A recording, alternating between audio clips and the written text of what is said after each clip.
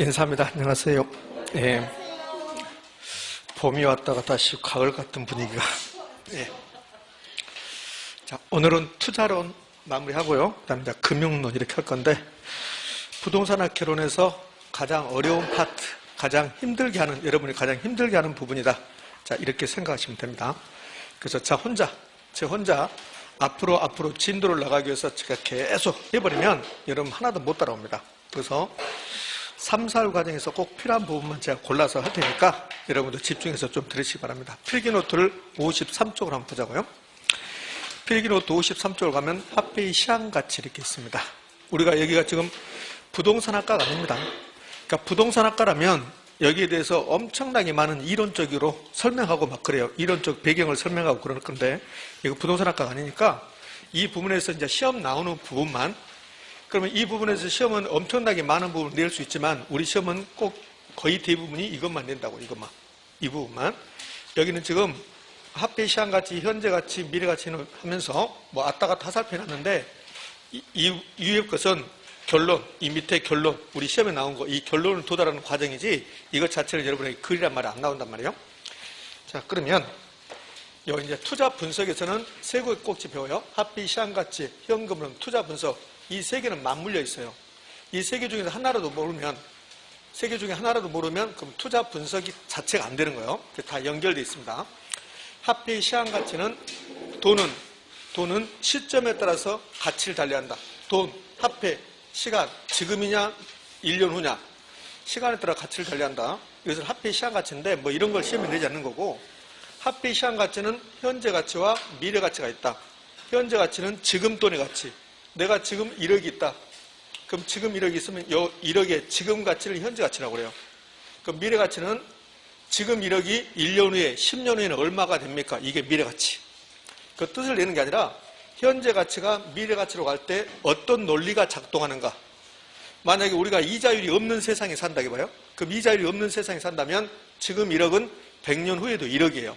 근데 이자율이 있는 세상을 살기 때문에 이 이자율이 이제 돈의 가격인데, 현재 가치, 지금 1억이라는 돈이 있으면 이 지금 돈, 이 현재 가치를 줄여서 현가라고 하고, 우리가 그냥 현가지만 시험은 현재 가치라고 나옵니다. 정식 이름으로. 그럼 1억이 1년 후에는 얼마입니까? 그럼 1년 후는 미래죠, 미래. 그 미래 가치를 내가라고 그래요, 내가. 내가라고 시험 나오지 않고 미래 가치 이렇게 나와요. 그럼 이자율이 없는 세상이라면 지금 1억은 1년 후에도 1억이에요. 근데 이제 이자율이 있단 말이에요. 제가 은행에다가 1억을 저금했어요. 근데 은행에서 이자를 준대, 이자를. 그럼 이자율이 만약에 10%면 1년 후에는 이자율이 10%니까 1억에 대한 10% 1,000만 원 이자가 붙는다는 거야. 그래서 1억 천이 된다. 지금 한 것은 계산 문제야, 계산 문제. 봐요? 1억인데 이자율이 10%면 1년 후에는 얼마입니까? 이제 계산 문제잖아요. 지금은 계산 문제 하는 게 아니라 논리를 배우니까, 그러면 요 1억 천은 미래 가치인데 1억 천은 원금하고 이자로 구성돼요. 이게 이제 1억이 저금했으면 원금, 1억 천은 원금 1억하고 이자. 그러면 현재 가치가 미래 가치로 갈 때는 이자가 가산된다. 이자가 붙는다는 거야. 무엇만큼? 이자율만큼. 지금까지 설명했던 거 시험에 안 나와요. 그거 뭐가 나오냐면 요 이자율 크기에 따라서 미래 가치 금액이 달라진다는 거야. 그럼 이자율이 20%가 되면, 그러면 1년 후는 1억 2천만이 된다는 소리예요. 이걸 낸다고, 이거. 그럼 이자율이 높아지면, 그러면 미래가치 금액은 커진다는 거예요. 그래서 이자율이 높아지면 미래가치 금액은 커진다. 그런데 미래가치를 뜻하는 게 요 일시불의 미래가치 계수라는 게 있는데, 요건 이제 미래가치를 뜻해요. 연금의 미래가치 계수라는 것도 있는데 이것도 미래가치를 뜻한다고. 그럼 시험은 우리에게 가장 편하게 주면 이자율이 높아지면 미래가치 금액은 커진다. 이게 가장 편한 거고, 그렇지 않으면 이자율이 높아지면 미래가치 계수는, 일시불의 미래가치 계수는 커진다. 연금의 미래가치 계수는 커진다. 이렇게 낸단 말이에요. 그럼 이제 반대로, 지금까지는 현재 가치가 미래 가치로 가는 논리를 배웠다면 이제 반대 논리도 있겠잖아요. 미래 가치가 현재 가치로 가는 거. 이 부동산이 나에게 3년 후에 1억 3천만을 벌어다 줄 것 같다. 이 분산이. 그럼 이 돈이 3년 후에 1억 3천이 지금 돈은 얼마입니까? 이거 해보겠다는 소리야. 그럼 요 1억 3천은 3년 후니까 1억 3천은 원금하고 이자가 됐을 거라고. 이게 1억 3천이. 그러면 현재 가치 구한다는 것은 원금 구한다는 소리야. 그러면 요 미래돈에서 현재 가치 원금 구하려면 이자만 빼버리면 돼. 이자만. 이자가 3천만 원이라면 이자만 빼면 된다고. 그럼 미래 가치가 현재 가치가 갈 때는 이자를 차감한다. 이자를 뺀다.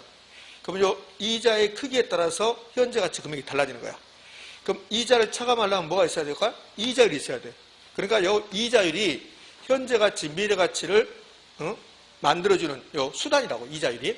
그런데 미래 가치를 현재 가치로 이렇게 만들 때는 금액이 작아져요.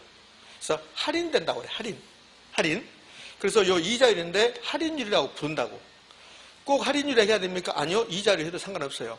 그러니까 현재 가치가 미래 가치로 갈 때는 이자율이라는 표현을 쓰고, 미래 가치가 현재 가치로 갈 때도 이자율이라는 표현을 써도 되는데, 그때는 이자율이라는 표현을 잘 안 쓰고 할인율이라는 표현을 쓴다는 거야. 그러면 이자율 크기에 따라서 현재 가치 금액은 달라진다. OX? O. 그런데 그 이자율 표현을 할인율이라고 표현한단 말이야. 그러니까 이자율하고 할인율이 같은 말이야, 사실은. 근데 주로 미래 가치가 현재 가치로 갈 때는 할인하기 때문에 할인율이라고 부른다. 그럼 할인율 크기에 따라서 현재 가치 금액은 달라지는 거야. 그럼 할인율이 높아졌다, 이자율이 높아졌다, 이자를 많이 빼겠다는 소리야. 그럼 현재 가치 금액은 낮아진다. 뺐어요. 그러면 이 할인율이 높아지면 현재 가치 금액은 낮아진다. 근데 일시불의 현가계수, 연금의 현가계수가 현재 가치를 뜻하는 거라고. 그러면 할인율이 높아지면 현재 가치는 낮아진다. 할인율이 높아짐에 따라서 일시불의 현재 가치 계수는 낮아진다. 맞습니까? 됐잖아요. 이건 낸단 말이에요. 자, 그럼 됐어. 이제 시험은 이건 내요. 왔다 갔다 하는 건 내는 게 아니라. 그런데 여러분 느낌상 여기 이자율이 높아지면 미래가치가 금액이 커진다 이해하고, 1번, 2번 할인율이 높아지면 현재 가치가 작아진다 중에서 어떤 게 더 잘 나올 것 같아요? 2번은 훨씬 더 잘 내요. 1번은 잘 안 내고 2번을 낸단 말이에요. 왜 그러냐면 부동산학의 논리가 전부 다 미래가치를 현재 가치 만드는 거라고. 미래가치를. 투자 이론, 감정평가 전부 다 현재 가치를 구하는 논리를 배운다고. 감정평가, 부동산의 가치를 구한 것이다. 그러면 이 부동산 감정평가한다. 그러면 이 부동산이 3년 후의 가치를 구하는 게 아니라고. 지금 가치를 구하는 거야. 지금 가치. 그러니까 감정평가가 이게 지금 감정평가입니다, 여러분들. 이 부동산이 미래에 나에게 3억을 줄 것 같다. 그러면 지금 돈은 얼마인가? 그게 감정평가야. 그러니까 감정평가는 현재 가치 구하는다. 감정가치. 자, 그럼 이제 여기 이자율이 할인이 높아지면 현재 가치는 작아진다 했는데, 이제 요거 기억하고, 이제 이거하고 똑같은 말 봐요. 할인율이 높아지면, 요 할인율이 높아지면, 그러면 현재 가치는 커진다, 작아진다? 작아진다 있다면요. 요거. 이거하고 똑같은 말이 여러 개 있어요. 우리 시험에 나오는 거. 좀 있으면 순현가라는 걸 배워요. 순현가, 순현재 가치. 요 순현재 가치도 현재 가치야, 현재 가치. 그러면 순현재 가치를 구하려면 요 현재 가치니까 할인율이 있어야 됩니까? 없어야 됩니까? 있어야 돼. 현재 가치 구하는 순간 할인율이 있어야 된다고. 그럼 요 순현재 가치를 구할 때 할인율이 있어야 되는데 그걸 요구순이라고 그래. 요구순율. 그러면 순현재 가치는 이 할인율, 요구순위율 크기에 따라서 순현재 가치는 달라질 값이다. OX? O라고. 그럼 요구순위랑 할인율이 같은 말이에요. 그럼 요구순위 높아지면 순현재 가치는 높아지고 낮아질까? 낮아진다고. 이렇게. 혹시 여러분들이 이거 기억난가요? 부동산 가치, 이 부동산 가치가 현재 값입니까? 과거 값입니까? 현재 값이야. 가격은 과거 값이고 가치는 현재 값이다. 그 부동산 가치 구한단 말은 이 부동산 가치를 구한다. 그럼 이 부동산의 3년 후의 가격, 그게 아니라고. 현재 가치 구하는 거야, 현재 가치. 그러니까 감정평가한다, 부동산 가치 구한다, 현재 가치 구하는 거라고. 다 똑같은 말이에요, 이게. 다 똑같은 말. 그러면 부동산 가치 구합니다. 그럼 부동산 가치 구하려면 뭐가 있어야 돼요? 할인율이 있어야 돼요. 이거 현재 가치니까. 할인율이 있어야 돼. 그럼 부동산 가치 구할 때 할인율이 혹시 기억날까요? 한원율이에요, 한원율. 들은 거 보셨을까요? 한원율이라고. 한원율. 그럼 이 세 가지가 다 똑같은 말이에요, 여러분들. 이 세 가지가. 할인율, 요구순율, 한원율 다 똑같은 말이야. 그러면 한원율 크기에 따라서 부동산 가치는 달라질 것이다. OX? O. 그럼 한원율이 높아지면 부동산 가치는 낮아진다. 자, 그럼 이 세 가지가 다 똑같은 말인데, 이 1번. 할인율이 높아지면 현재 가치는 낮아진다. 이 1번이 본질인데 이게 가장 안 나와. 시험은 가장 안 나오고 이 2번하고 3번 중에서 3번이 가장 많이 나온단 말이에요. 그러니까 이 논리 지금 1번부터 3번까지 다 똑같은 말인데 요거는 우리 시험에서 한 10번 나온 10번. 난 더 이상 못해 이제. 여러분 이제 알아서 하시라고 이제. 10번 나오니까. 할인율, 요구수익률, 환원율 다 똑같은 말. 얘들은 전부 다 현재 가치를 구하는 논리인데 현재 가치라는 게 있고 순현재 가치라는 게 있고 부동산 가치라는 게 있다. 그러면 환원율과 시험 문제입니다. 환원율과 부동산 가치는 반비례 관계에 있다. OX. 반비례 관계 있죠. 반비례. 이렇게. 자, 됐습니다. 이제 합계 시한가치에서는 됐어요. 합계 시한가치는 이것만 하는 거야. 이제는 합계 시한가치 계수라는 걸 거야. 합계 시한가치 계수. 시험은 이제 주로 합계 시한가치 계수 이제 여기서 출제하니까. 여기까지 못 따라올 게 하나도 없잖아요. 다만 여러분이 이제 부담스러웠지. 이걸 암기하셔야 되구나. 암기해야 되구나. 그 논리를 알면 암기할 필요 없는데 논리 알기 싫으면 이제 암기하셔야 돼요.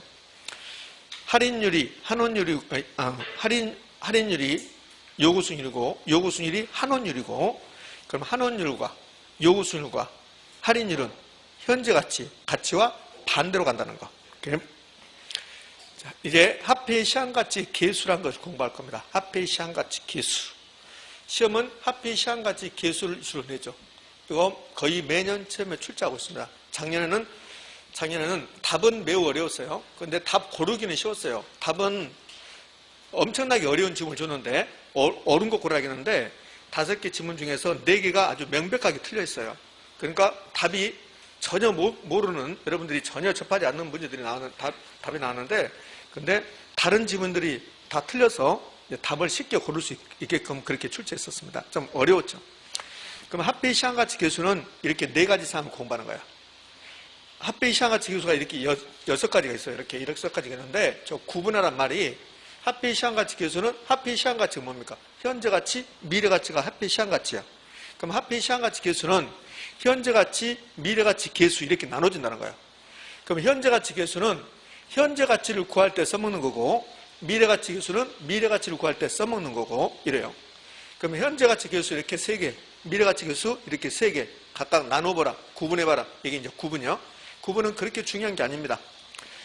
구분은 한 20여 년 전에 한 2번 나오고 오늘은 안 나와요. 그럼 구분해봐야 이거 저당 상수하고 감채 기균수 계수만 기억하시면 돼요.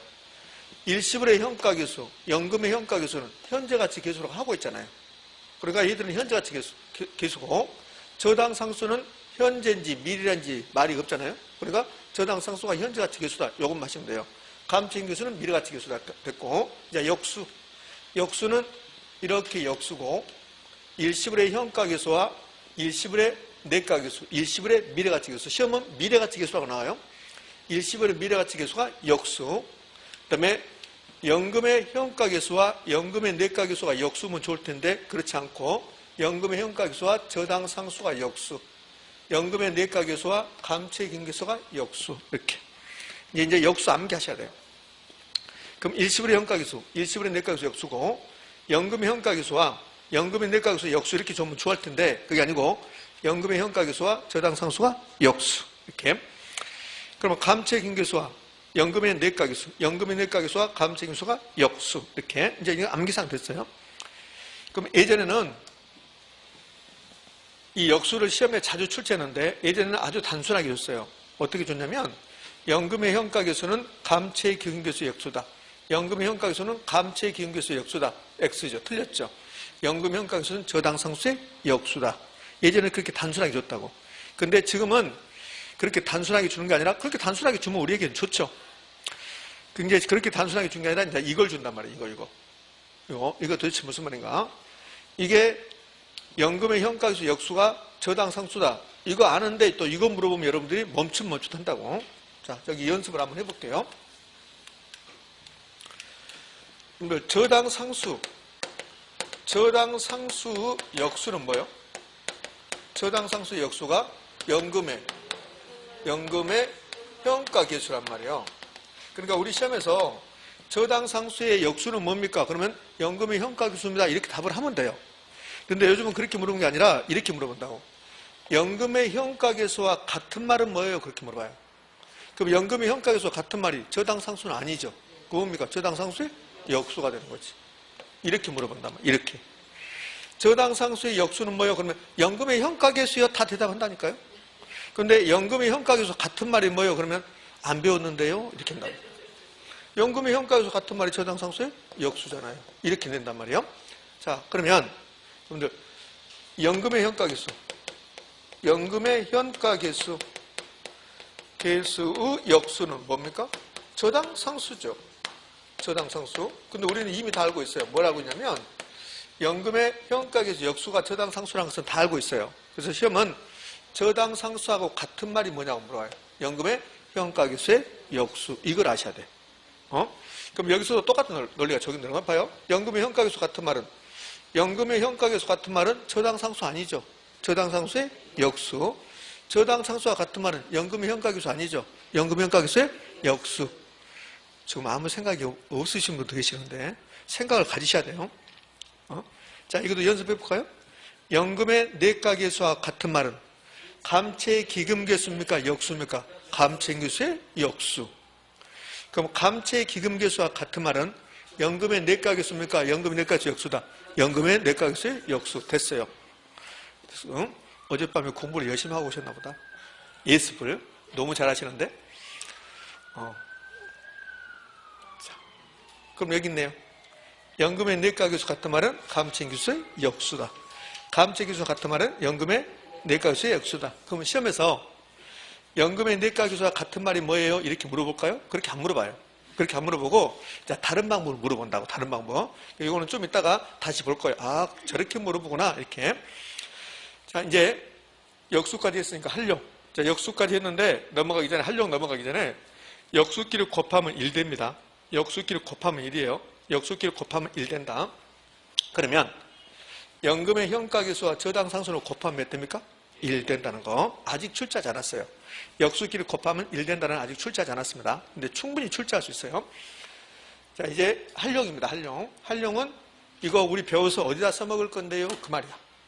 그럼 활용은 총 이 6가지 있는데 이 중에서 3번 저당상수를 가장 많이 출제해요. 저당상수가 7번 나왔어요. 7번.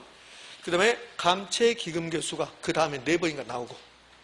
그러면 저당상수의 쓰임새, 저당상수의 활용을 보자고. 저당상수 너는 뭐하는 놈이니? 표현이 좀 그렇다. 너는 뭐하는 애니? 그렇게 해야지. 놈자를 붙인 게 아니라 뭐하는 놈이니? 뭐하는 사람이니? 뭐 이렇게 뭐하는 사람이 아니라 뭐하는 개수니? 이렇게 해야 되죠. 간단합니다. 원리금 상한에 구할 때 써먹어요. 그렇게 되는 거예요. 자, 봅시다. 저당상수부터. 저당상수를 다른 말로 저당한원율이라고 하고, 여러분들 필기노트는 여기 있는 별표 여기는 없어요. 그냥 바로 이렇게 나와요. 이렇게 필기노트를 보면 좀 이따가 4번째 시간에 이런 거 배워요. 돈 빌릴 때, 이제 돈 빌리면 금융론이란 말이에요. 돈 빌릴 때 원리금 균등 상한 조건이라는 게 있고 온금 균등 상한 조건이라는 게 있어. 내가 돈 빌릴 때 갚는 방법을 이제 저당 상한 방법이라고 하는데, 돈을 3억을 빌렸다. 그럼 갚는 방법 중에서 온금 균등 상한 방법이 있고 원리금 균등 상한 방법이 있고, 그 방법은 전혀 다른 방법이에요.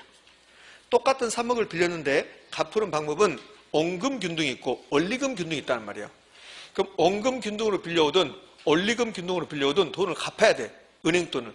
그럼 매월 원리금을 갚아나가야 돼. 그때그때 이자하고 그때그때 원금 일부를 갚아나가야 돼. 그것을 원리금 상환에, 다른 말로 부채 서비스에, 다른 말로 저당 지불에, 다른 말로 올부금, 다른 말 할부금, 지랄 같죠. 다 똑같은 말이니까. 이게 지랄 같은 거야. 그래서 이게 다 똑같은 말인데 시험은 다 출제했어요. 올부금, 할부금, 저당 지불에, 부채 서비스에, 원리금 상환 다 출제했단 말이에요. 그럼 여러분 부담스러우면 이 정도까지, 이 2개는 반드시 기억하셔야 돼요. 2개. 원리금 상환에 가고 부채 서비스에 같은 말이라는 거. 그럼 돈 빌리고 갚아야 되잖아. 내가 갚아야 되지. 그때 원리금 상환에 이거 구할 때 써먹는 저당상수야. 단 조건은 무슨 조건으로 빌려왔을 때? 원리금 균등으로 빌려왔을 때. 온금 균등으로 빌려온 게 아니라 원리금 균등으로 빌려왔을 때. 봐요. 내가 3억을 융자 받았어요. 근데 조건이 온금 균등이 있고 온금 균등으로 갚는 방법이 있고 원리금 균등 분할 상환 방법이 있다. 이렇게 있단 말이에요. 그럼 2가지 다 매월 원리금을 갚아야 돼요. 원리금을 상환해야 된다고. 상환.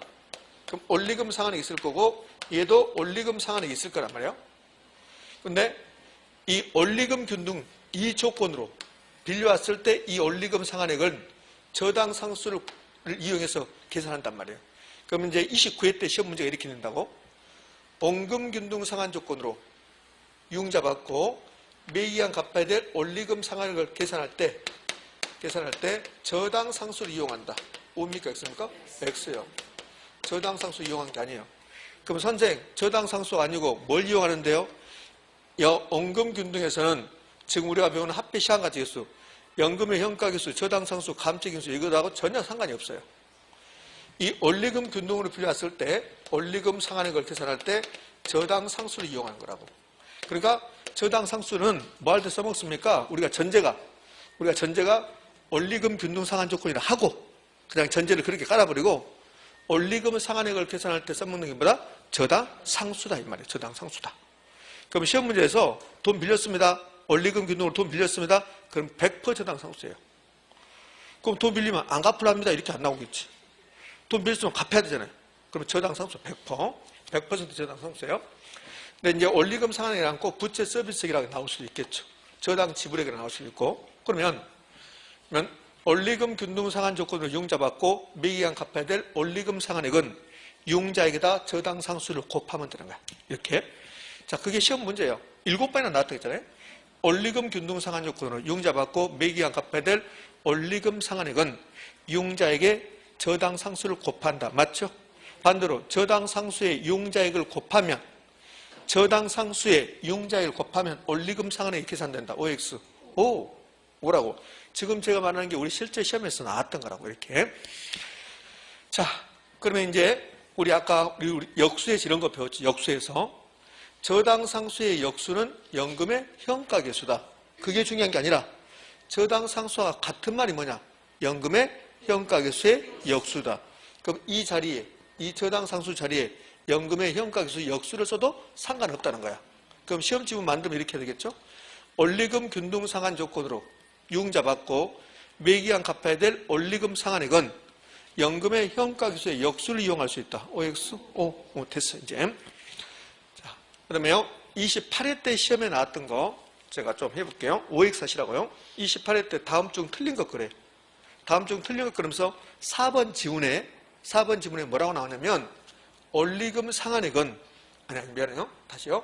부채 서비스액은 원리금 상한액에서 이자 빼고 원금 상한액을 말한다. OX.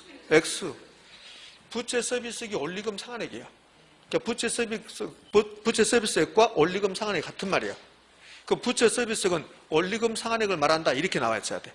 근데 28회 때 그 4번 지문에 틀린 거 고르라겠으니까 그게 답이었다고 4번이.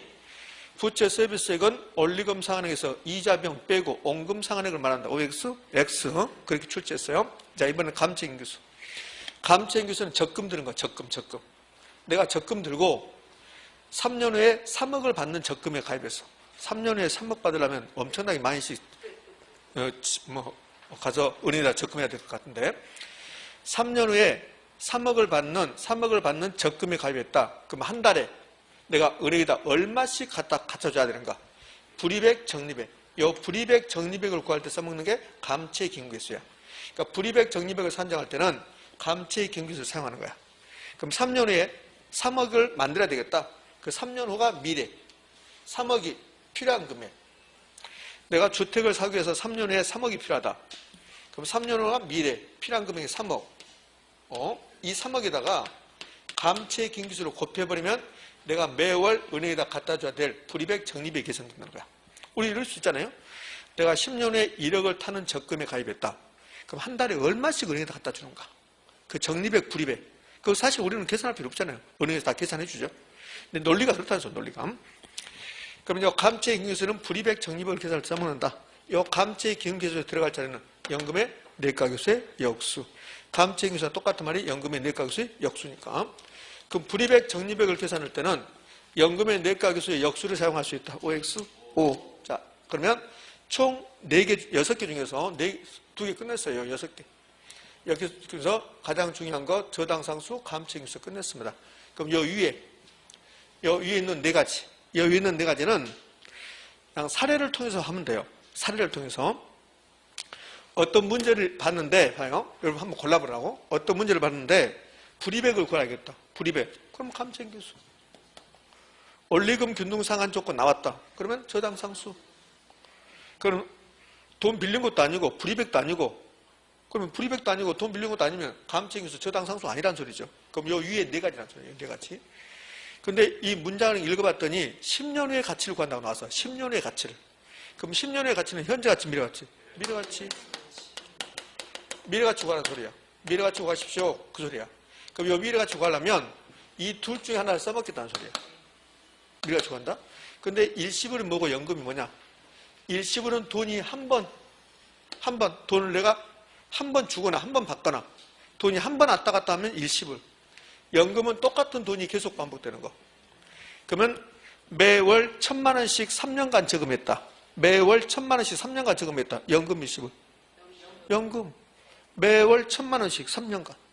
그럼 1,000만 원, 1,000만 원, 1,000만 원, 1,000만 원. 그러면 36번 저금한 거야. 1년에 12달이니까. 그럼 36번 1,000만 원씩. 그럼 똑같은 돈이 반복된다. 그걸 연금. 그러면 지금부터 내가 1,000만 원씩 3년간 저금하고 3년의 돈은 얼마입니까? 이렇게 물어봐. 3년의 돈은 얼마입니까?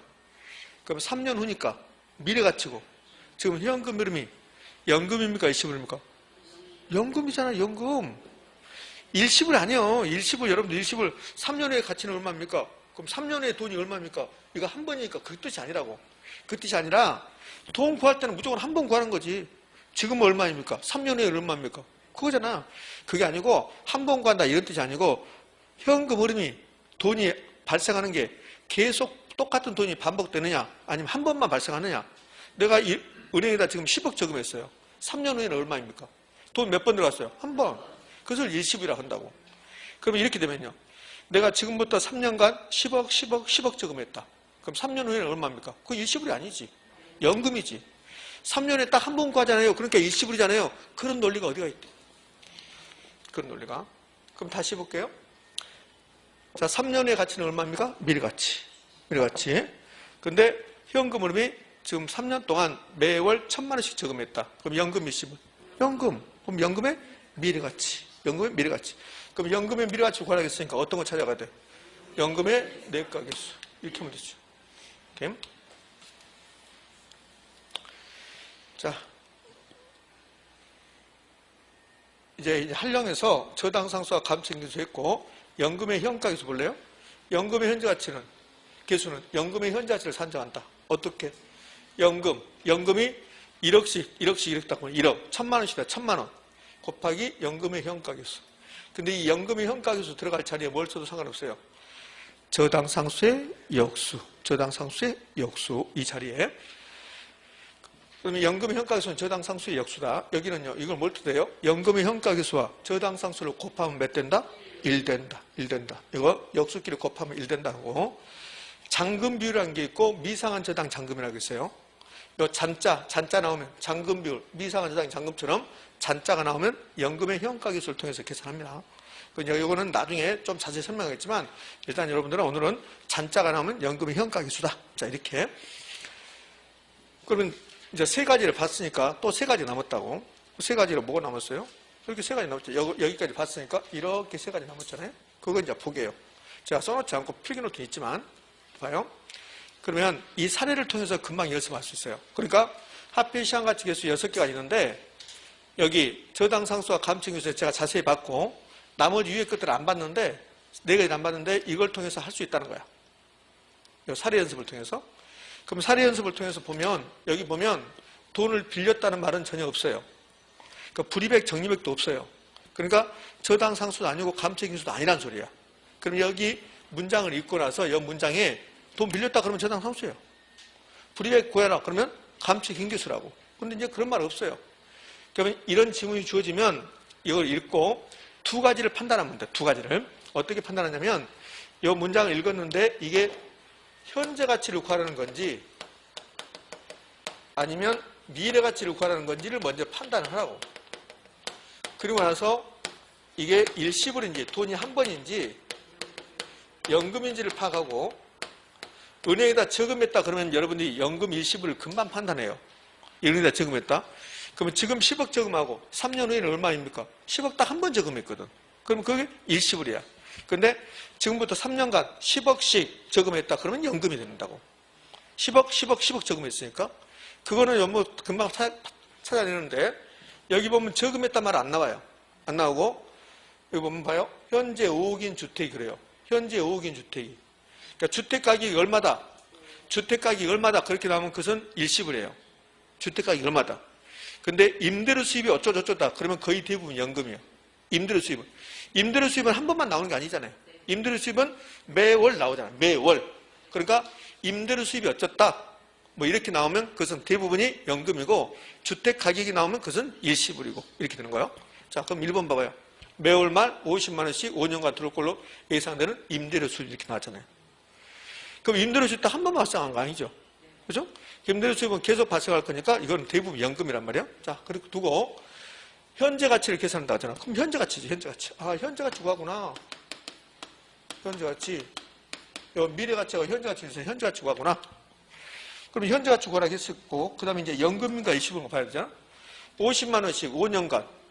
50만 5년간 매월 돈다잖아. 매월. 그럼 총 60번 들어오는 거지. 그럼 연금 일시불. 연금. 그럼 연금의 미래 가치를 구하라는 소리죠. 그럼 연금의 미래 가치를 구하라고 했으니까 연금의 현재 가치 구하는 거죠. 연금의 현재 가치 구하라고 했으니까 연금의 현재 가치 계수를 써먹는 거지. 그럼 연금의 현재 가치 계수를 사용한다 이렇게 나와야 되는데, 연금의 현재 가치 계수하고 같은 말이 저당 상수의 역수죠. 그러면 이 지문 1번 지문 OX? 오잖아요.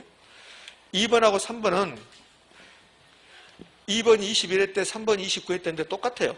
똑같은 지문인데, 근데 하나는 옳은 말 하나 틀린 말이에요. 자, 그러면 2번부터 할까요? 현재 5억인 주택이 매년 5%씩 가격이 상승한다고 가정할 때 연금의 미래가치 계수를 사용하여 10년 후에 주택가격이 산정할 수 있다. 10년 후니까 미래가치예요. 미래가치. 자, 미래가치고, 만약에 여기다가 연금의 현재가치 계수를 사용한다 그러면 틀린 지문이 되는 거야, 바로. 그러면 미래가치니까 미래가치 계수를 사용할 거고, 이제 연금인가 일시불인가 봐야 돼요. 돈이 5억 계속 발생한 게 아니라고. 한 번 내가 5억짜리 주택을 샀다는 거야. 그래서 일시불이라고. 그럼 일시불로 미래가치라고. 그럼 일시불의 미래가치 계수를 사용하는 거라고. 이 말은 지금 현재 5억인 주택이 매년 5% 가격이 상승한다. 이 말은 내가 은행에다 5억을 저금했는데 은행에서 5%씩 이자 줍니다. 그 말하고 똑같은 거야. 그럼 일시불의 미래가치니까 일시불의 미래가치 계수를 사용해야 되는데 연금이라고 해서 틀린 말이 되는 거지. 자, 이제 3번 봐요. 현재 5억인 주택가격이 매년 전년 대비 5% 가격이 상승한다고 가져갈 때 5년의 주택가격은 5년이니까 미래가치. 그치? 돈은 한 번. 일시불. 그럼 일시불의 미래가치니까 일시불의 미래가치 계수를 사용하여 계산할 수 있다. 옳은 지문이죠. 자, 됐어요. 2번하고 3번 유심히 비교해봐요. 똑같은 건데 하나는 옳은 말, 하나 틀린 말 만들어냈죠. 자, 합계 시한가치 계수 이제 계산 문제 빼고는 다 끝났습니다. 이 정도. 잔자가 나오면 여러분들, 잔자가 나오면 연금의 현가계수라는 거, 잔자가 나오면 연금의 현가계수라는 거, 그다음에 이제 잔금 비율이라는 게 있어요. 잔금 비율. 자, 이런 게 있다고요. 뭐가 있냐면 뭐 쓸 필요 금방 알 수 있어요. 유흥자액 10억입니다. 유흥자액이 10억인데 그런데 3년이 지나서 3년, 유흥자 받고 3년이 지나서 상환액, 갚은 금액, 상환액이 3억입니다. 그럼 못 갚은 금액이 미상환 저당 잔금 그래. 아직 못 갚은 거 미상환 저당 잔금. 또 이걸 미상환 저당 원금 그런다고. 요 10억이 유흥자 원금이고 아직 못 갚은 거 7억은 유흥자 원금이 아니라 못 갚은 원금이라는 소리야. 못 갚은 원금. 너 원금 중에서 얼마 갚았니? 원금 중에서 3억 갚고 아직 원금 중에서 못 갚은 게 7억이다. 그거라고. 이게. 그럼 상환액이 3억이면 상환된 비율, 상환 비율이 몇 퍼센트일까? 30%야. 30%. 그럼 잔금 비율은요? 70%죠. 70%. 이렇게. 이 잔금 비율 구할 때 연금의 현가계수를 사용한다는 거야. 잔금 비율 구할 때. 그럼 두 개 더하면 몇 대일까? 1. 상환 비율 30, 잔금 비율 70이면 30은 퍼센트는 0.3, 70%는 0.7이니까 몇이다? 1. 상환 비율 플러스 잔금 비율은 몇입니까? 1. 이제 됐어요. 합계 시한가치 계수는 이 정도 합니다. 필기노트는 54쪽 거기 중간에 잔금 비율 써진 거 그거 하고 했어요 제가. 여기 있는 거 요거 했나 요거. 이제 두 번째 꼭지, 오늘 두 번째 꼭지 현금 수지의 측정이라고 합니다. 현금 수지 측정. 필기노트는 54쪽. 이 현금 수지 지금까지 했던 합계 시한가치 계수 얘는 올해는 어쩌면 안 나올 수 있어요. 계속 나왔어요. 근데 이 현금 흐름은 작년에는 안 냈어요. 그럼 올해는 그 100% 될 거라고. 현금 수지, 현금 흐름의 측정. 그 말은 현금 수지를 측정한다. 현금 흐름을 측정한다 말은 내가 이 부동산에 투자할까 말까 고민하는데 과연 이 부동산에 투자한다면 내 돈 나가는 것은 얼마고 나에게 들어올 것은 얼마인가 그걸 따져보겠다는 소리야. 그걸 현금 흐름, 현금 수지의 측정이라고 그래. 그럼 현금 수지는 부동산에 투자한다면 현금 수지는 두 가지로. 이 부동산 취득할 때는 돈이 나가. 현금 유출, 현금 지출이라고 그래. 내가 사서 방치하는 게 아니라 운영을 해. 운영한다, 영업한다. 임대형 부동산이라면 임대 영업을 하는 거야. 그 운영하고 영업하고 똑같은 말. 그럼 영업 수지는 이제 가운데가 현금이 생략됐는데 영업할 때 현금 수익과 현금 지출이 있다는 소리야. 이게 있고 이걸 우리는 영업 현금으로는 그렇고 처분 시, 매각 시, 매각 수지는 가운데 현금이 생략됐어요. 매각 시 현금 수익과 현금 지출이 있다는 거야. 이 두 가지를 현금 흐름이라고 그래. 이 현금 흐름, 이 두 가지를 지금부터 일목요연하게 한번 쭉 정리해보자. 그게 현금 수지, 현금 흐름의 측정이야. 그럼 이 부동산 내가 투자했습니까? 안 했습니까? 안 하고 투자한다면 그러면 과연 나에게 얼마 들어올 것인가? 부동산에 투자한다면 돈을 두 가지로 벌어요. 어떻게 두 가지로 버냐면 이 부동산 운영해서 벌어. 운영해서 영업해서 그다음에 부동산 가격이 올라가면 번다고. 시세 차이. 그거 한번 보겠다는 소리야. 근데 이 둘 중에서 영업 수지가 훨씬 더 잘 나오고 영업 수지가 10번 나오면 매각 수지는 한 번 나올까 말까 해요. 그러니까 비중이 영업 수지가 훨씬 더 크죠. 그럼 이 부동산 가격이 10억. 가격이 10억이면 총 투자액도 10억. 10억짜리 부동산 투자하면 총 투자액이 10억이겠죠. 그러니까 총 투자액이 나오면 그럼 타인 자본하고 자기 자본, 내 돈하고 은행 돈 나오는 거야. 내 돈만 가지고 투자할 수도 있지만 은행에서 돈을 빌려서 투자한다면 이런 거잖아요. 내가 지금 5억을 가지고 있는데 내 돈 5억을 가지고 있는데 10억짜리 부동산 살려면 은행에서 5억을 빌려온다. 그러면 이거 빌려와서 임대 영업을 통해서 경비도 줘야 되고 여러 가지 경비 발생할 거고 그 다음에 은행에다 이자 줘야 되고 그 다음에 국가에다 세금 내야 되고 그랬을 때 과연 나에게 얼마 떨어질 것인가 한번 생각해 보겠다는 소리야. 이걸 영업현금으로 추정한다고 그래. 자, 투자액이 나오면 총 투자액이 나오면 타인 자본, 자기 자본, 은행 돈, 내 돈이요. 그럼 타인 자본 없을 수도 있어요. 전액 자기 자본 투자할 수 있다고. 타인 자본, 자기 자본. 그 타인 자본을 다른 말로 저당, 다른 말로 부채 그래요. 자기 자본을 지분, 다른 말로 자본 거였습니다. 언제나 타인 자본이 먼저 있다는 거. 자, 이렇게 구조가 이렇게 되어 있어요. 그러니까 혹시 기억나가 봐요. 이 타인 자본 이용했습니다. 그럼 생각나는 건 뭐가 생각날까요? 타인 자본 이용하면? 타인 자본 이용하면 생각나는 거죠. 지렛대효과 기억나고, 지렛대효과. 그 다음에 금융적 위험이 생각나야지. 타인 자본 이용하면 금융적 위험. 그럼 타인 자본 이용하지 않으면 금융적 위험이 없겠죠. 언제나 타인 자본 쓰고 밑에 자기 자본 이렇게 나눈 거. 이렇게 나눈 거. 그때 글쎄 이게 무슨 뜻인지 또 쉬는 시간에 언니한테 물어볼 게 아니잖아요. 이거는 옆에 사람한테 물어볼 게 아니잖아요. 이렇게 나눈 것을 부채 비율이라고 그래. 부채 비율. 타인 자본 먼저 써라. 그 밑에 자기 자본 써라. 나눈다. 부채 비율. 그렇게 말해도 부채 비율이 뭐냐고 물어보면 안 되냐고. 이게 부채 비율. 자, 그러면 이 부동산의 내역을 봤더니 임대 단위수가 10개, 방수가 10개라는 소리야. 단위당 예상 임대료는 내가 이거 사서 내가 투자해서 방 하나당 1,000만 원 받을 수 있을 것 같다. 연간. 자, 이런 부동산이 있다는 거야. 그럼 이 부동산 사서 임대 영업을 한다면 영업에 따른 수익과 지출을 따져보겠다. 이걸 영업현금흐름 그래요. 영업현금흐름. 자, 영업현금흐름은 여기 이제 순서 이거 암기하셔야 되는데 이게 영업현금흐름인데 이 말은 이럴 뜻이잖아요. 아까 그 부동산 임대 영업을 한다면 그러면 영업경비도 발생할 것이고 그다음에 은행에다 돈 줘야 되고 소득세 내야 되고, 그리고 최종적으로 나에게 얼마 들어온가 세후 현금수익 요구하겠다는 소리죠. 그럼 이제 출제는 영업현금이 자주 출제되는데, 그러니까 올해는 뭐 100% 출제할 거라고. 출제는 7가지 형태로 출제한다. 가장 먼저 순서 암기하는 거, 순서 암기. 그러니까 순서 암기야만이 다 되는 거야. 순서 암기 못하면 아무것도 안 되는 거니까 순서를 암기하십시오. 이렇게 하는 거예요.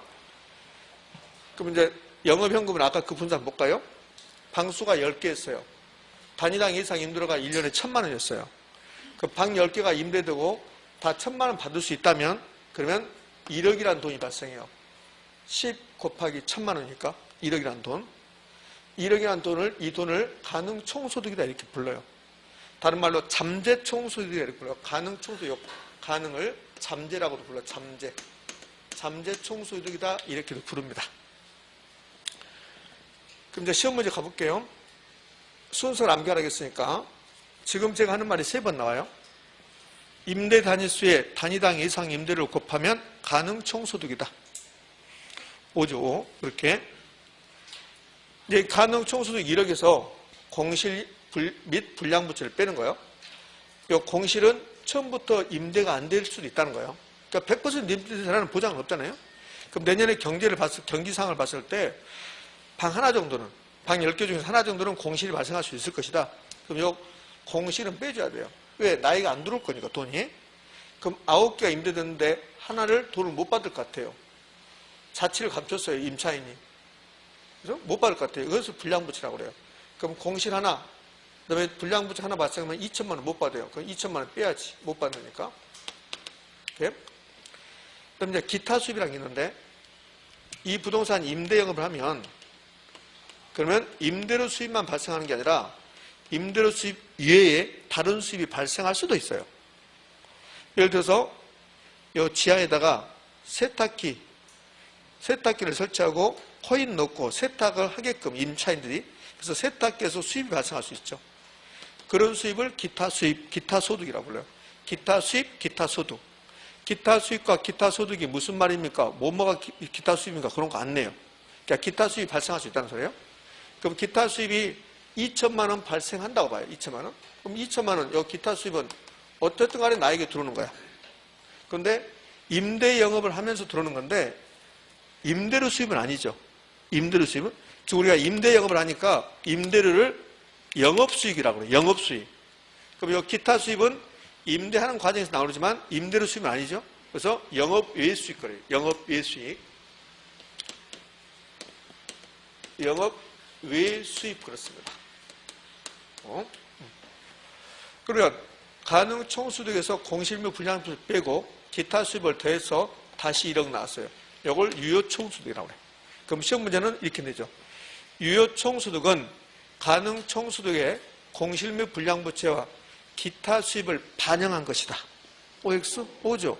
반영했는데 공실무 불량부채는 뺐고 기타 수입은 더했다 이 소리예요. 그래서 유효총소득이 나오죠. 그럼 유효총소득이 1억인데 여기서 이제 보면 가능총소득하고 유효총소득이 같을 수도 있다는 거야. 그걸 크기 비교라고 그래. 크기 비교. 먼저 순서를 암기하셔야 되고, 순서 암기 안 하면 뭐든지 안 돼요. 순서 암기가 돼야만이 이런 거 다 할 수 있다고. 3번도 2번도 다 할 수 있는 거야. 순서 암기 돼야지. 그러니까 순서 암기가 가장 중요한 거야. 그럼 크기 비교는 동일할 수 있다 그래야 돼. 무슨 말이냐면 가능총소득과 유효총소득이 같을 수 있습니까? 그러면 같을 수 있다 그래야 돼. 있다. 그냥 같을 수 있냐고 물어봐요. 그럼 같을 수 있다 그래요. 예? 자, 영업경비는 꼭 영업경비를 할 필요 없어요. 영업비용.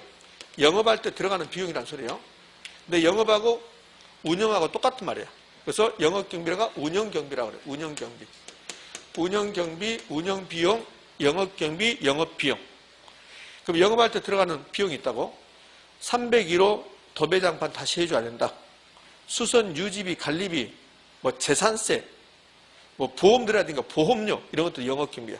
그럼 영업경비가 3천만 원이라면 3천만 원 뺀다. 3천만 원 빼고 나면 그러면 7천이 남는데 이 7천을 순용업소득이라고 그래. 그럼 시험 문제가 유효총소득에서 영업경비를 차감하면 순용업소득이다 이렇게 내기. 순용업소득은 어떻게 계산합니까? 유효총소득에서 영업경비를 뺀 겁니다. 순용업소득 7천은 세 사람이 나눠 가져요. 먼저 은행에서 돈 받아가야 돼. 은행에서 돈을 빌려줬다면 은행이 부채 서비스액 은행에다 갖다 줘야 돼. 이게 원리금 상환액이야. 그 부채 서비스액 2천만 원이다. 그럼 2천만 원 빼줘야 돼. 이게 은행목이니까. 그럼 순용업소 7천 중에서 은행이 2천 가져갔어요. 그럼 5천이 남는데 이 5천은 순수하게 나에게 들어오는 돈은 아니에요. 아직 세금 안 냈으니까. 그럼 세금 내기 전에 현금 수지라고 해서 세전현금 수지. 이 5천만 원이 나누는데 이제 국가가 영업소득에 따른 소득세 내세요. 영업소득세를 가져간다고. 영업소득세가 1,000만 원이라 가정을 해봐요. 그럼 최종적으로 4천만 원이 나와요. 4천만 원. 이 4천만 원을 세후 현금 수지라고 부르는 거야. 그럼 세후 현금 수지는 최종적으로 나에게 들어오는 돈이라고. 나를 지분 투자자. 그러면 세후 현금 수지는 세전 현금 수지에서 영업소득세를 차감한 소득으로서 지분 투자자에게 최종적으로 들어오는 돈을 말한다. OX, O. 이걸 영업현금으로 부른다고. 영업현금으로. 그럼 영업현금으로 해서 출제 유형은 순수함기, 크기 비교. 크기 비교의 쟁점은 동일할 수 있다. 그럼 동일할 수 있다. 됐는데, 자, 그러면, 이제 봐요. 가능 총수도가 요총수도에 갖출 수 있다는 걸 봤어요. 가장 잘 물어본 것은 순용업소득과 세전용수가 같을 수 있냐고 물어봐. 당연히 같을 수 있다고 해야 돼. 부채 서비스가 없다면. 선생님, 부채 서비스가 없을 수 있으면 당연히 없을 수 있죠. 은행에 돈을 안 빌려오면. 또 빌려왔다 하더라도 다 갚아버리면. 그죠? 없을 수 있죠? 그래서 같을 수 있는 거지. 근데 여러분이 가끔 속아버린 게 세전현금 수지와 세후현금 수지가 같을 수 있습니까? 그럼 같을 수 있다. 세금을 안 내는 경우가 나오니까. 그러니까 세금은 과세 대상 소득 있잖아요. 과세 대상 소득. 그러면 어느 정도의 소득, 일정 수준 이하의 소득이면 그러면 세금을 안 낸다고. 그러니까 내가 10억을 투자해서 임대사업을 하는데 1년에 임대료 수입 500만 원밖에 안 된다고 봐요. 500만 원밖에. 10억을 투자했는데. 그러면 소득이 너무 낮죠? 그러면 세금을 안 낸다고. 그런 경우가 있다는 소리야. 그런 경우 있다는 거. 그러면 세금을 안 낼 거니까 세전현금 수지와 세후현금 수지가 같을 수 있다는 거야. 그러니까 여기 보면 세전현금 수지와 세후현금 수지가 같을 수 있습니까? 같을 수 있다고. 근데 일반적으로 세금을 낼 거니까 세전현금 수지가 더 크죠. 그러면 세후현금 수지가 더 클 수 있을까요? 없어요. 세후현금 수지가 클 수는 없어요. 같을 수는 있지만 여기도 이제 같은 논리죠. 순용업소득과 세전현금 수지가 돈 안 빌려면 같을 수 있다는 거예요. 근데 세전현금 수지가 클 수는 없어요. 순용업소득이 더 크지 이렇게. 자, 이제 크기 비교까지 끝났습니다. 그러면 이제 출제 유형은 3번 이제 필요한 항목도 이렇게 쭉 가는데 여기서 이제 잠시 멈추고 이게 영업현금흐름이에요. 그럼 이 영업현금흐름만 있는 게 아니겠죠. 그 뭣도 있을까? 매각현금흐름도 있다고. 매각현금흐름 팔았을 때. 시간이 좀 그래요. 이거 다 하면 20분 정도 필요하니까 그러면 여러분 힘들어지니까 여기서 멈추고 10분 쉬었다가 계속 이어서 합니다.